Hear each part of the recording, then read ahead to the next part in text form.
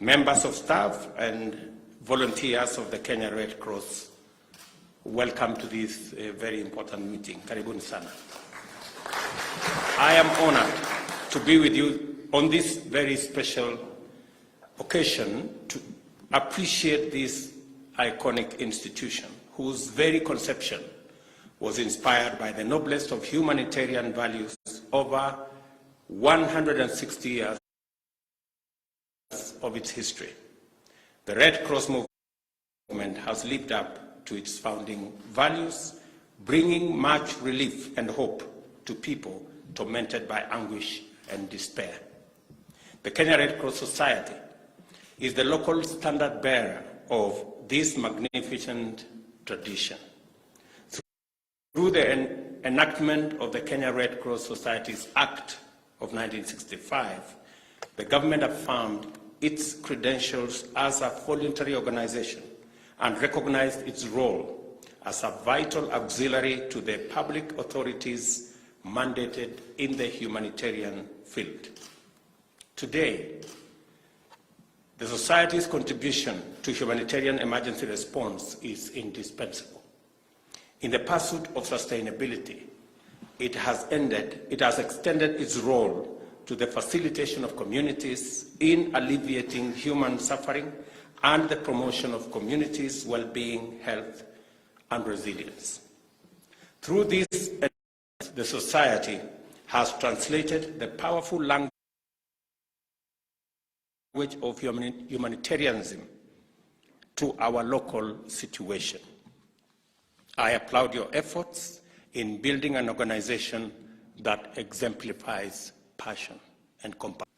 It aims at mitigating pastoralists' losses from livestock deaths while relieving hunger and malnutrition in our arid and semi-arid rangelands by purchasing 27,000 livestock to assist nearly 270,000 households keep the drought at bay. At the heart of the Society's mandate are members and volunteers. Indeed, I understand volunteerism as the foundation of the Red Cross movement, legacy, and vision. I am also aware that the Society has stood with the people of this country in their darkest moments of pain, suffering, and sorrow. Like a true friend, it held our hands when we lost 7 children in a school fire in 2001. You stood with us during drought from time to time, and you have been by our side when our brothers and sisters were killed by criminals in Westgate, Garissa University, and the Dusit 2 Hotel. In these harrowing moments, the Society's solidarity has sown the seeds of hope, which enabled this nation to go forward again. I extend deep appreciation for all the 240,000 members and volunteers of the Kenya Red Cross, wherever they are, for what they have done for our communities and for their readiness to give their best whenever called upon. It is in this spirit of profound admiration, immense appreciation, and tremendous gratitude that I humbly accept your invitation to serve as the patron of the Kenya Red Cross. In so doing, I am aware that this patronage is traditionally conferred to the head of state. Nevertheless, I do not take it for granted, and I want you to know that I am aware of the magnitude of this role and proud to be associated with you. I also commend you for your intention to install all governors as patrons of their respective county Red Cross branches. This will go a long way in strengthening your organizational development by enlarging your regional footprint, thereby enhancing your network of members and volunteers. The national government, as a result, set up a drought emergency team led by my deputy, And they have been in consultation with all the stakeholders from within and without. And I want to thank our development partners and many countries and individuals and organizations that have come through to help us manage this situation. We have already deployed 300 million worth of food to 10 most affected ASAL counties. This include Mandera, Wajir, Marsabit, Isiolo, Baringo, Garissa, Turkana, Kajiado, Samburu, and West Pokot. The food included about 20,000 bags of rice, 24,000 bags of beans, and 7,000 cartons of corned beef. The government allocated an additional 900 million for purchase of more food, and the funds were deployed for the procurement of 66,000 additional bags of rice, 88,000 bags of beans, and 60,000 tins of corned beef. Distribution of this food is ongoing in 29 counties. These interventions are being undertaken together with stakeholders, including development partners, UN agencies, international non-governmental organizations, private sector, and local community organizations.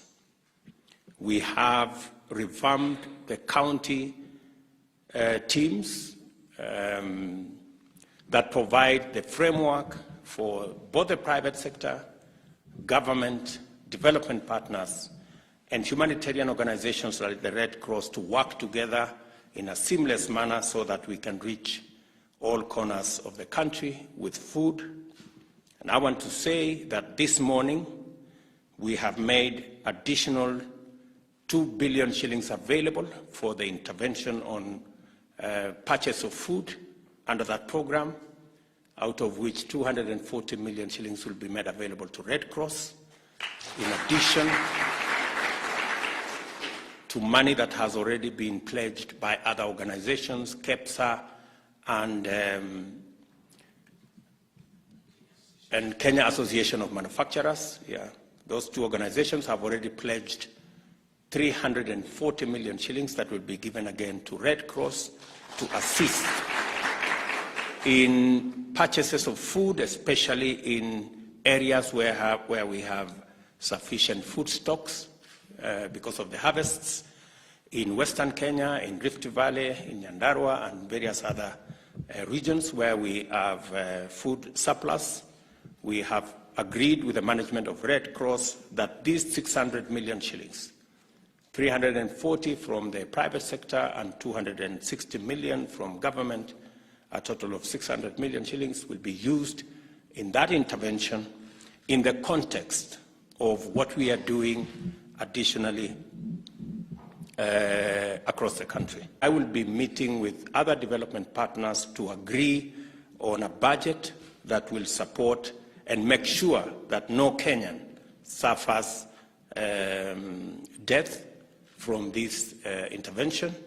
We are also making 200 million shillings available to Kenya Wildlife Service so that they too can support wildlife that are dying in huge numbers in our national parks and in our national game reserves, so that they can track water and other facilities for our wildlife.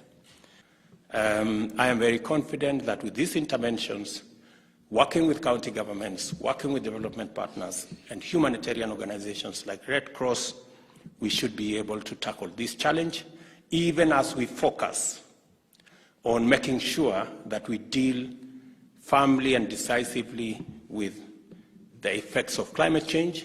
And as we have said, as a government, apart from dealing with the current situation of drought, we are also making sure that we have continuous, sustained, predictable supply of food in our country.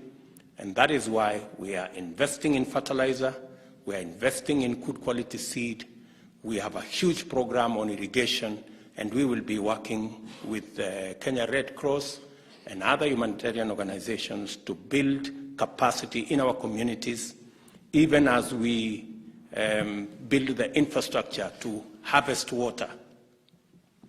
And we have said that the first 100 dams are already in the works with our Ministry of Water and Irrigation, because we want to bring at least double the area under irrigation from 670,000 to 1.5 million acres in the next 3 years, and begin the journey to exploit the full potential of 3 million acres to be put under irrigation in our country as a mechanism of ensuring that we have constant, predictable supply of food, both for human beings and for our livestock, as we seek to create a country that is sustainable and that is food secure. We are going to work together with Red Cross. I remember we went to Elgeyo Marakwet with Red Cross. They had a program there.